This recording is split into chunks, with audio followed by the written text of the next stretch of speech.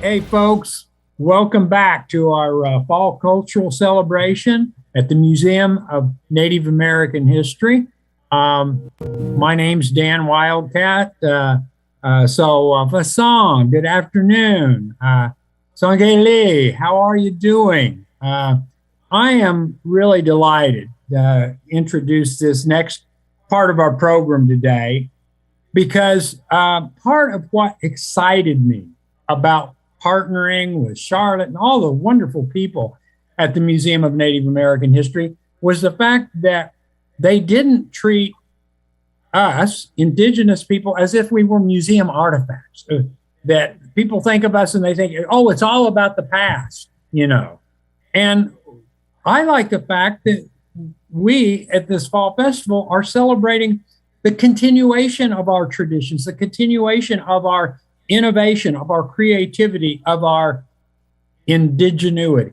So I am super pleased to introduce Wiyoti Old Bear. Wiyoti is a member of the Comanche Nation.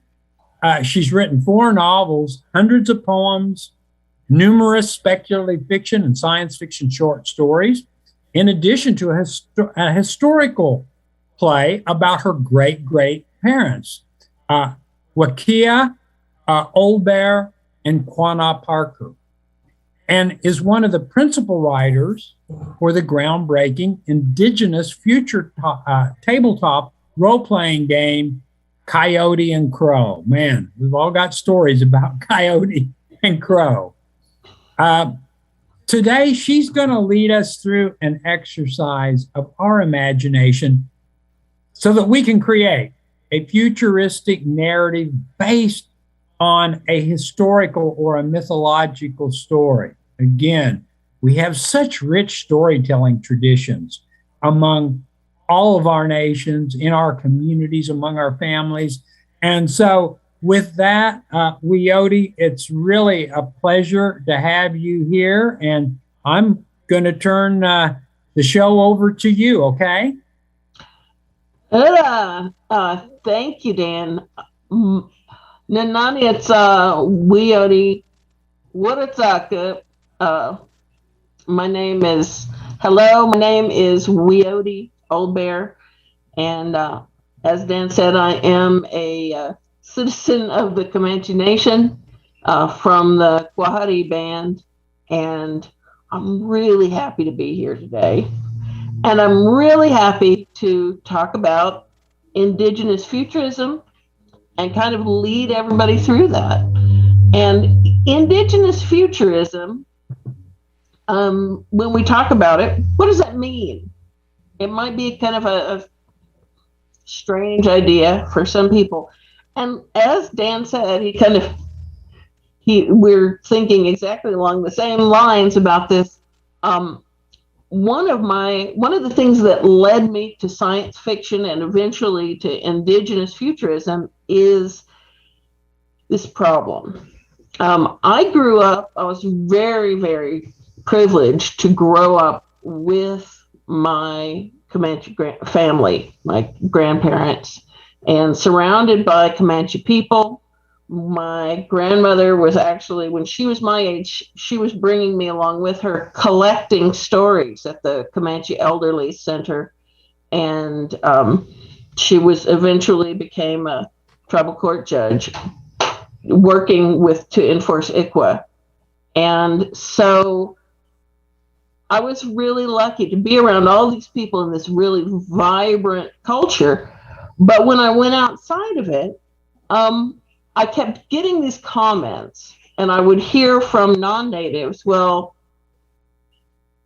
they just wanted to hear about the past, and they'd really relegated us, and not just Comanches, but all indigenous peoples, as this kind of antiquated, stuck in amber kind of a thing. And I mean, this is kind of funny. Recently, someone was telling me about, there were some non-natives talking about powwows, and some of them were German reenactors, and who do a kind of strange indigenous reenactment. and saying, oh, grading powwows on how authentic people were dressed, so that they wanted everyone to pretend it was the 1800s, basically, in our own thing. This is our own thing. We're 21st century people, and so indigenous futurisms is, as Grace Dillon, who coined the term, said, it's growing medicine and having our own traditional ceremonies alongside us building spaceships. I'm one of my proudest accomplishments is I gave birth to and raised an astrophysicist. So we're not backwards primitive people. And so I just wanted to talk about what indigenous futurism can mean, not just, this is our history. My history is, we'll get into that, but we have our own, every indigenous nation has their own past, their own worldview, their own way of looking at things. But also, there are Europeans who can make their own version of this. There is right now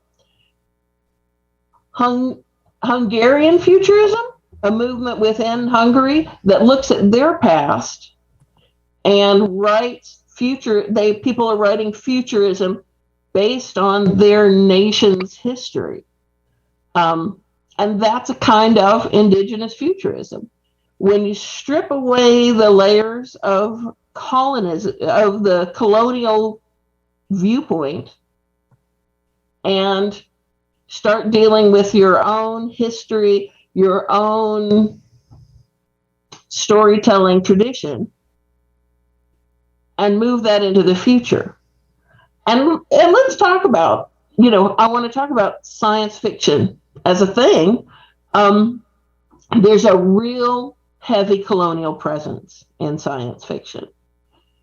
It's kind of, I will say this, there's some people who really dislike Star Trek for this reason, but I'll be total transparency. I love Star Trek. I will watch Star Trek above anything else for lots of reasons, partly because I love it, but it is a really colonial worldview. It's militaristic, and it's, an idealized colonialism, because they go and everybody wants to join the colonial empire. But it is, we go boldly where no man has gone before. But what do they see when they get there? What are those people they're seeing? They're not men. They're not sentient beings. So there's a real heavy colonial influence on traditional science fiction, because you don't get much more traditional than Star Trek. And so this is one of the aspects of indigenous futurisms, is kind of pulling that veneer, that imagining that other futures are possible. Now, there are some interesting things. Now, let's talk about Europe, more about Europe without European, not necessarily futurism, but European fantasy without that colonial thing that started with Greece and then Rome, kind of conquering Europe and putting this kind of colonial structure on top of everything. These were nations just like us indigenous people still have, really. We have 571 federally recognized nations right now, just within the U.S. So all of those have a different culture. We have different languages. We have different histories. Different things happened to us, and we did different things. So that's a way of looking at it. So what you would start with, for me, what I like to start with is when I'm writing a really specifically,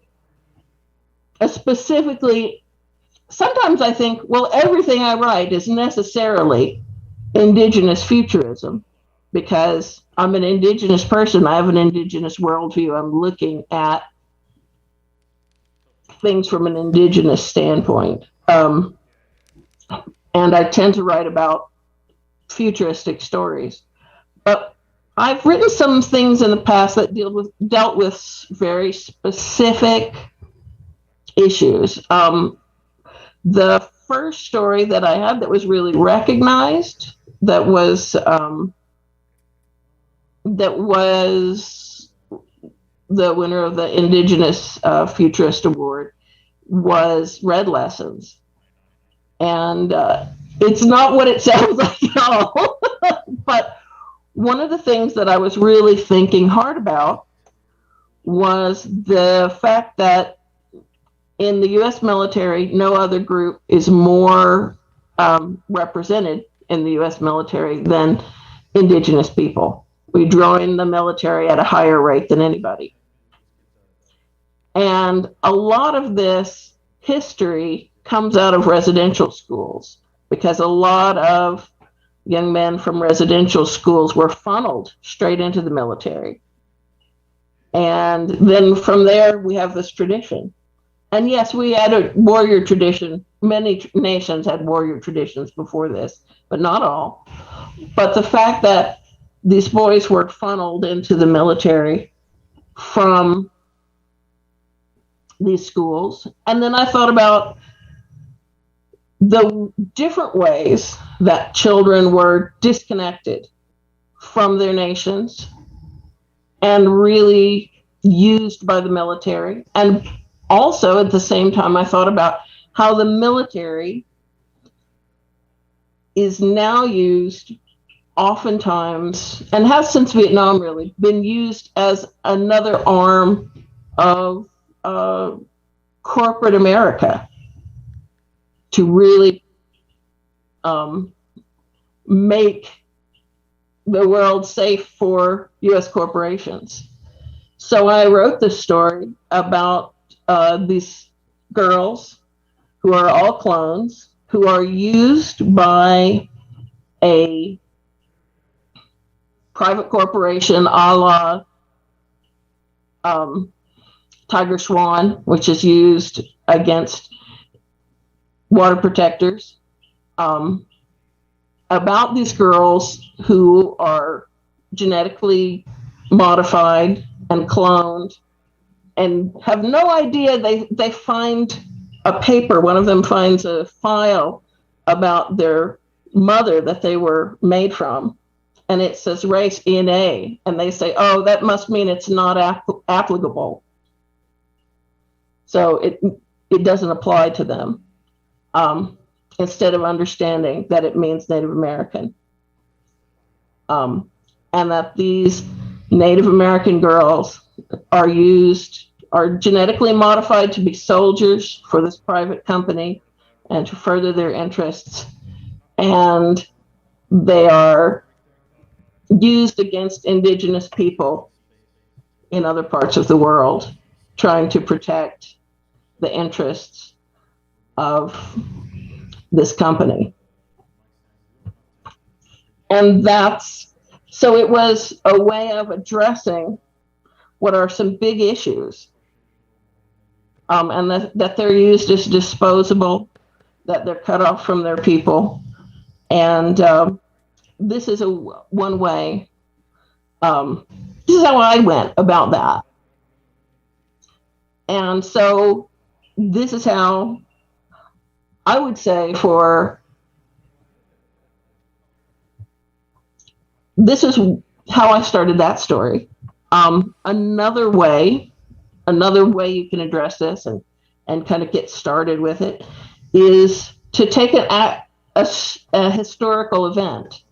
Now, one of the things that I have never seen recorded by any non-native person is a story of that I heard as a child at the Comanche Elderly Center of how my band, the Quahati, first got horses. And basically, this woman sent a group of young people to be captured by the Spanish and enslaved with the agreement that they would come back in 1 year having learned all they could about horses and stolen all that they could. And that while they were there, they found, because our language is close to Nahuatl, or we're part of the same language group, they found they could communicate with these Nahuatl people who were also enslaved, and they joined them. And they all ran off and took these horses and went from being a group that broke off from the Shoshones to really being Comanches. And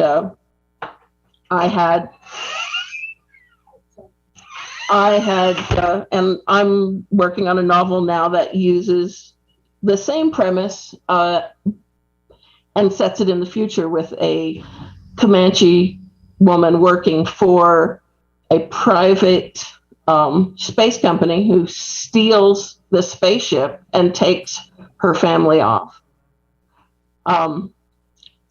And forms a group of nomadic Comanches in space who become a nomadic spacefaring people as we became a horse culture after taking these horses from the Spanish. Dan, do you have any thoughts or questions? Anyone, please ask me a question. Someone in the chat. Jump in. I love the work you're doing. And I think what's interesting about thinking of Comanches in outer space would be, so how are you envisioning their conduct and behavior, to be different from sort of typical Western colonial attitude? So again, like you said, this theme, go where no man has dared to go before and boldly discover new worlds, new things. One of the questions I'm going to tell you, I'm asking Jose Hernandez and John Harrington when I interview them Saturday, is I get a little worried when I hear, I haven't ever heard NASA folks, but some of these space entrepreneurs that are launching rockets into space. I heard someone the other day talking about, well, we've got to talk about colonizing space. And I'm going like, oh no, please. So how do you deal with that whole narrative? And that's one of the things that makes it indigenous futurism. Yeah. Within the way I'm seeing this is we become more Comanche without the colonial influence and go back to our old ways. And even within the ship, inside the ship is like outside on Earth. And they don't have separate cabins. They have ganies, and they have animals, and there are birds flying around inside the ship, and there's the ground, and they make their own soil inside the ship, and they have a very and while they do go and they trade and they raid, like we did historically on other planets, they're not interested in subjugating anyone. They come, they trade, they leave. So it's a different it's a whole different worldview. They're not interested in colonizing. They live on their ships. And so that's kind of how it goes. One of the things I was trying to, but you don't have to be indigenous to decolonize your writing, to decolonize your storytelling, because I want this to spread, and we need to, let go of the Romans. And one of the real pioneers of this really was Tolkien. Uh-huh. Lord of the Rings was based on those old Nordic stories. And it has a much more indigenous feel to it, like this, even the story structure. Right. Because if it had a story, a very Roman story structure, because our languages, I think, really inform how we think and how we write, even when we're writing in English. That language in the back of our head, our ancestors' language, can really fuel how these things go, how we tell a story. It's really funny that there's a phrase even in the Comanche dictionary I was talking about, in the old original Comanche dictionary, where they're saying this woman, she heard a noise, like, because they were literally translating it literally, she heard a noise like you don't want to go find out what it is. And she said, I'm going to go find out what it is. I'm going to go investigate this noise that sounds like something you don't want to investigate. Mm-hmm. And if Tolkien, by the same token, if the Lord of the Rings had been written from a very standard colonized Roman Empire influence, Right. Because the Romans were very terse, and Latin is very terse. They would have thrown the ring into the cracks of doom, and then the story would have ended there. Yeah. Only it goes on, they meander back home, it takes a while, then they go back home, and their home's all messed up, but then the hero is essentially suffering from PTSD. Uh-huh. Mm-hmm. And it really talks about the after effects, and it doesn't just end. The story really never ends, because you go on and you discover, it's very meandering in an indigenous way. Right. It's not talking in that really terse kind of colonial way. Right. And, that's something I encourage people to think about. Story structures, where you start. One of my personal problems as a writer, is that I never know where to start. Because in Comanche, there's so much prologue to everything, and it's always implied that it can go back further. Yeah. And there's more prologue before that, and you can never, every story goes further back and further back. And then I came to realize it wasn't really a problem. I thought it was a problem for years. And it's like, it goes back to language. It goes back to our way of thinking. When we talk about what's really makes for indigenous futurism is not thinking in that binary way. Everything's black and white, yes or no. I had and I'm meandering off again because it's our way, but some cousins of mine work all at the same place, because we do that, all at the same place. And their boss said, none of you girls ever say yes or no to any question. You're incapable of it. And I was like, me too, neither.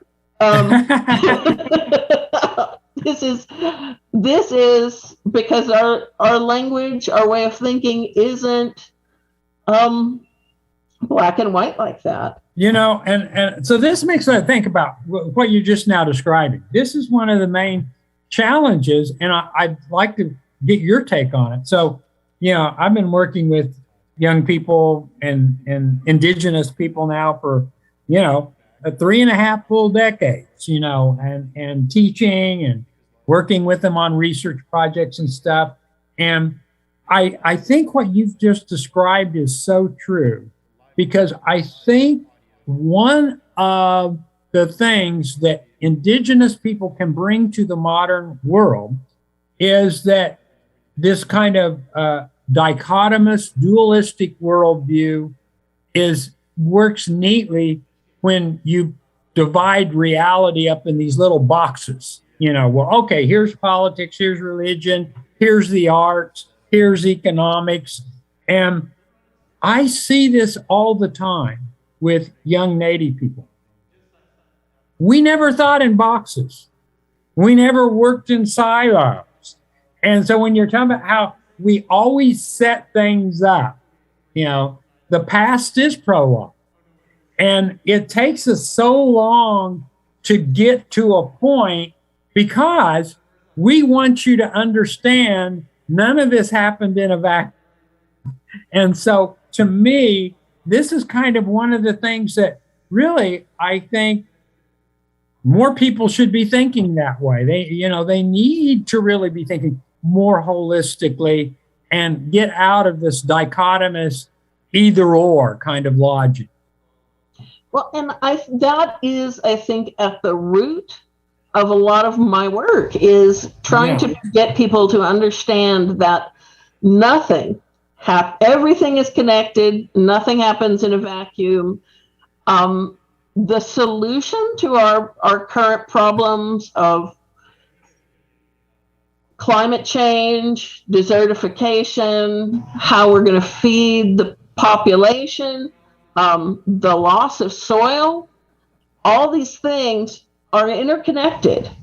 Mm-hmm. And that these are not isolated problems, that the people's alienations, our social problems, our mental health, these are all one thing.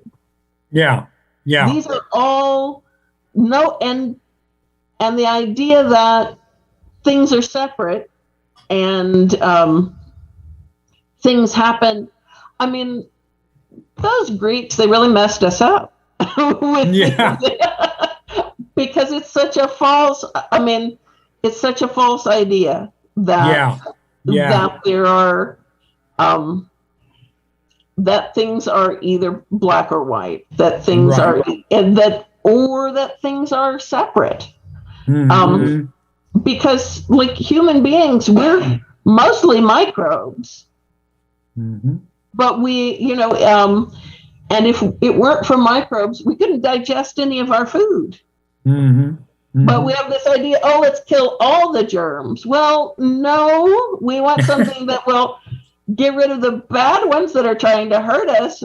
But we need some of them. We need a whole lot of them, or else we're not going to get any nutrition. Right. And we also, we go, well, we all have to be peaceful and get along. No, we have to disagree with each other sometimes, or we're never going to get anywhere without completely trying to dominate and destroy other people. Mm-hmm. So it's all about that balance. Mm-hmm. It's all a nuanced conversation. Yeah. No, I think that's really fantastic, because as we think about this idea, by the way, and I'm fascinated with this idea, indigenous futurism, I'm thinking of a lot of things that, we all have unique traditions, but when you're, in a setting where you're with so many indigenous people, you begin to see there's a certain kind of set of things we all understand when we get together, right? Yeah. That you get a bunch of Indians together, and before you know, we're all laughing and telling stories, and we're unique, and yet our experiences have given us some shared insights, about this planet and everything. And one of the things that I like is, and you may know the tribe, I'm blocking on it right now, but there's a First Nations people in Canada, and they talk about the fact that they believe nothing important happens before it is dreamed about. And so they say the future for us comes before it ever happens, but it comes in a dream. And that to me is which is it? Is it this or is it that? No, it's both. because you have to think about it first. That's Yeah. absolutely correct. And Rachel just asked me a question, so I'm going to see. And I think that this is right. There are the thing she said. I love your mention of in your bio that you write from a Nemana perspective because it's your original factory setting. To me, playing RPGs feels like using my imagination with a new operating system. What mindset does your game Coyote and Crow create for the players? Well, that's a real interesting thing because we imagine in the game a different future due to a cataclysmic event, and nations move around and come together and come apart just like they did in Europe. Because, if you look at Europe in 1491, they were not the nations they are now. They've changed and moved around, and languages have changed. So we have some different nations and with some different mindsets based on conglomerations of different tribes. Like these tribes move this way and joined, and these tribes move that way and joined. So that's kind of how that goes. So it is a different mindset, particularly economically. I delved into some native, there are different native economic systems. And I kind of use those as a springboard. The Nemana traditionally have had a gift economy, so that the person who gives the most away gets the most social status. So if you want to elevate your social status, you give more away. In fact, early Indian agents used to complain about this, about my tribes, that they only acquire things so they can give them away, and that they were hopeless. This was hopeless about them. And they thought this was they were very disheartened by our love of giving things away. But that's very traditional for my tribe, and I combined some different economic systems for different nations within the game. But there are lots of other aspects where I kind of, you'll have to see. You'll have to play the game and find out. We should be out January or February. But it's certainly, we're all, I wasn't the only writer. There are other writers. Derek Pounds and Travis Roberts and Connor Alexander came up with the original idea, and who is the big boss. We all come from different nations. We have Salish, we have Cherokee, we have Cree. We have Muskogee, I think. Anyway, but there are different people from lots of different nations, so we're all contributing our pieces. So I just happen to be the most willing to talk. Derek Pounds is brilliant. He's a Salish, and he's a really good writer, and we have a lot of good people working on the game. Does that answer the question?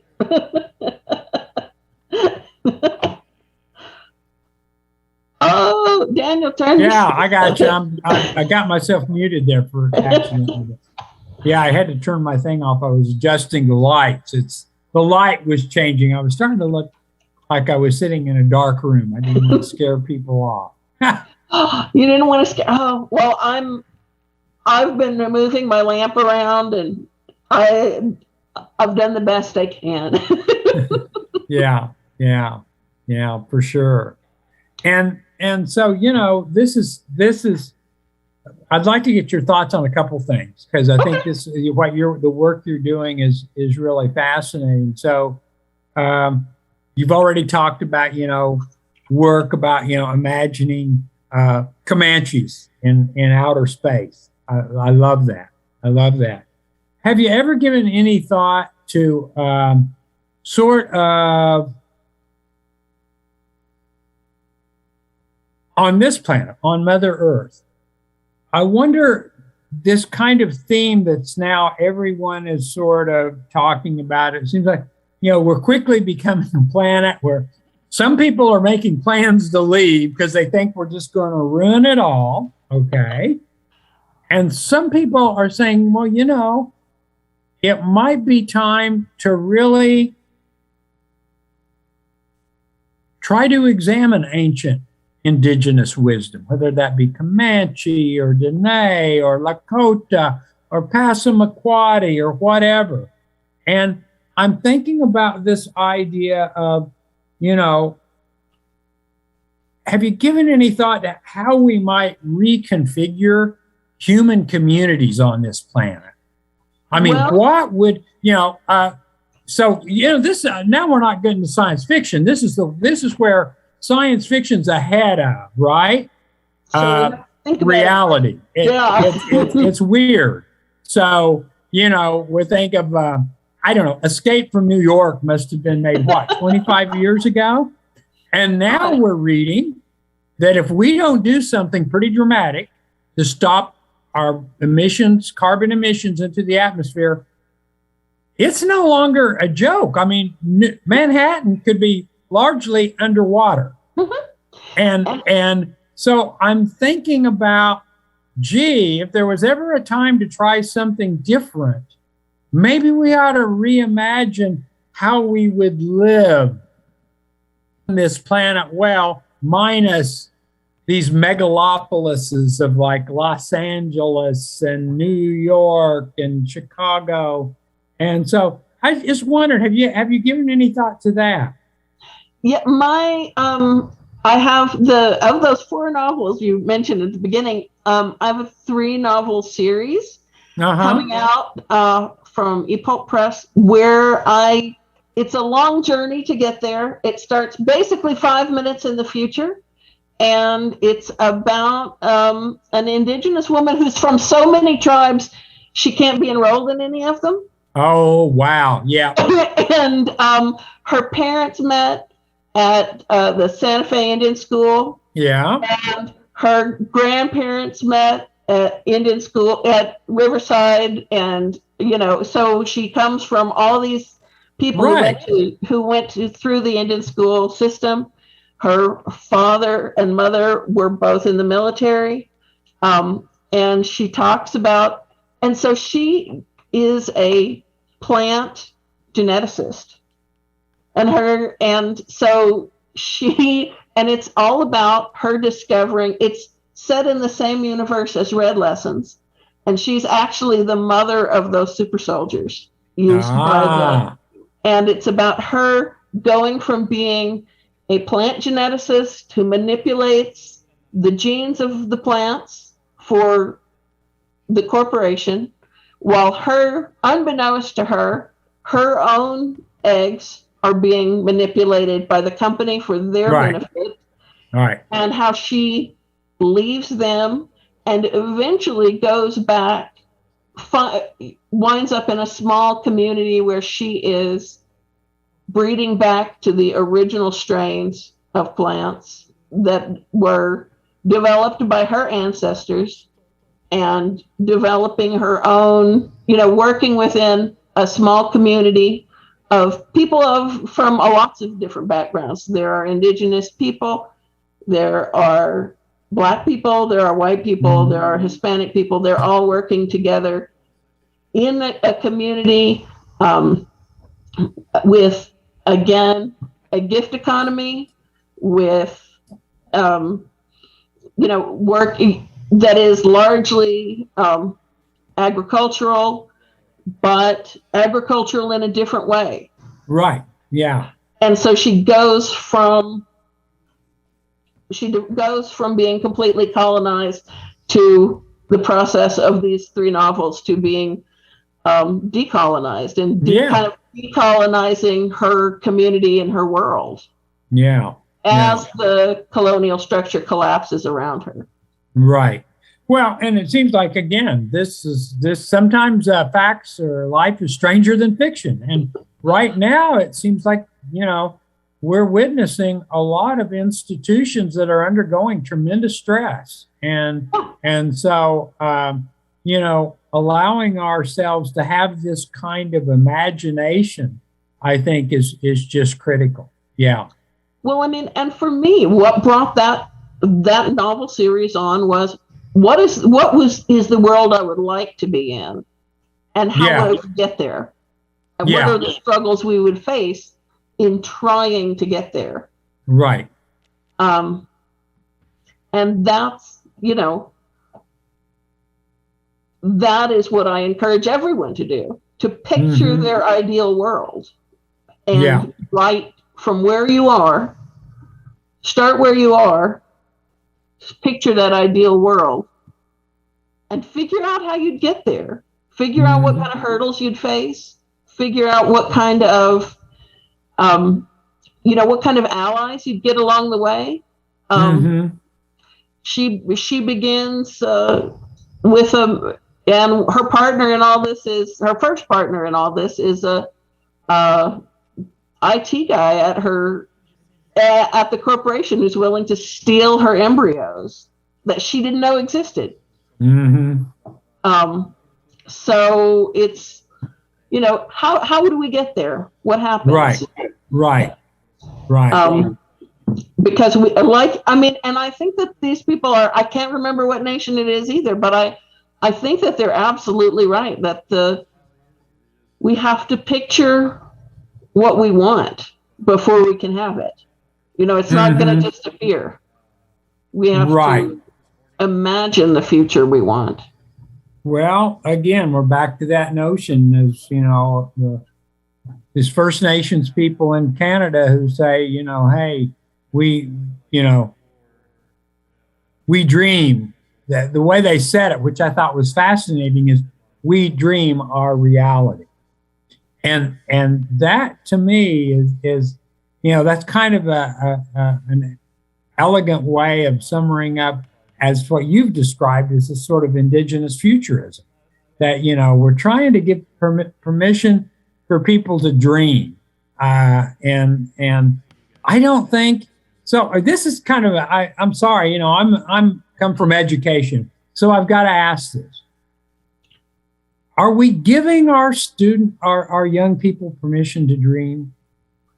How good a job are we doing on that? Well, I will be completely frank because I was afraid this was going to come up. I'm a high school dropout who sat around and read books instead. Right. Because I felt like I didn't have permission to dream. And I feel like right now our public schools are just, students have been turned into data points for corporations. And the best thing is that they do have the internet, and they can tell each other, hey, this is a possibility. This is something you can think about. They can,